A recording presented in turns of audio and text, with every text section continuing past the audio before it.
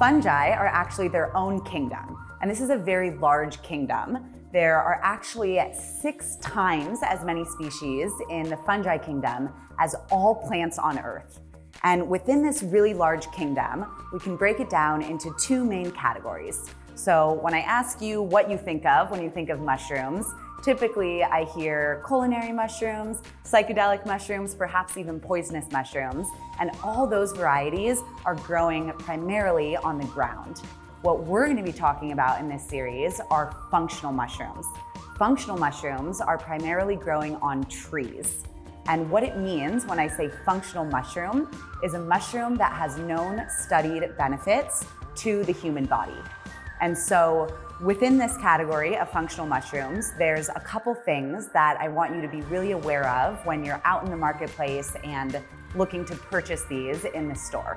So we're going to go over 3 things that are really important when buying functional mushrooms. The first is knowing what part of the mushroom you're purchasing. And this might sound odd, but there's actually 3 main parts to a mushroom. The first is the mycelium, which is essentially the root system of a mushroom. So if you've ever dug in soil and seen that white stringy stuff, that's mycelium.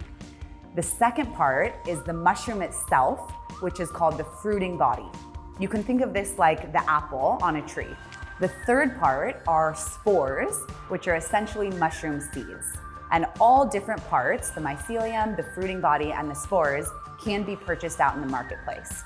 But what I want you to know is the importance of using the mushroom itself, the true fruiting body or the real mushroom.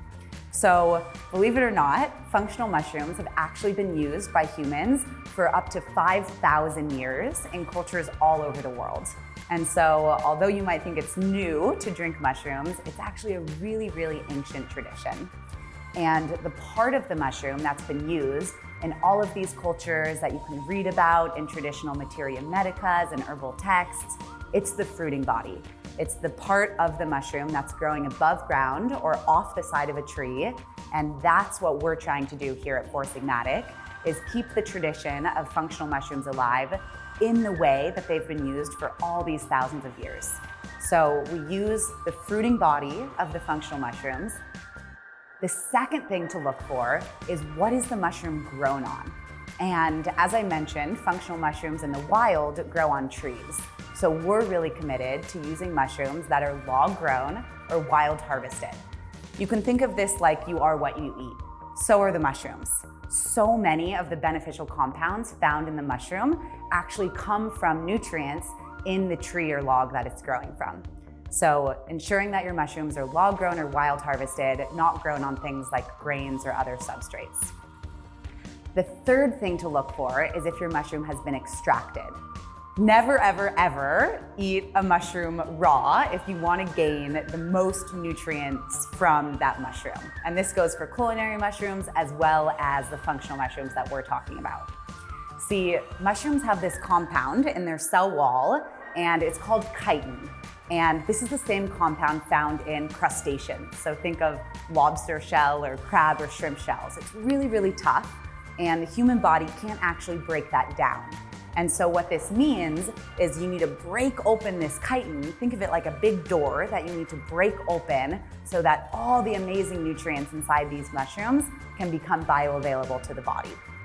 And there's 2 main ways to break that open. You can use hot water, we call it a decoction, or alcohol, a tincture. It's not necessarily that important which method of extraction your mushroom has gone through. The important thing is that your mushroom has been extracted in at least one way, if not both. So to recap, the 3 things you're looking for when you're out in the marketplace searching for functional mushroom supplements is 1, what part of the mushroom are you using? Ideally, it's the fruiting body or the real mushroom. 2, what has that mushroom been grown on? And ideally, it's log or wood grown or wild harvested. And 3, has the mushroom been extracted?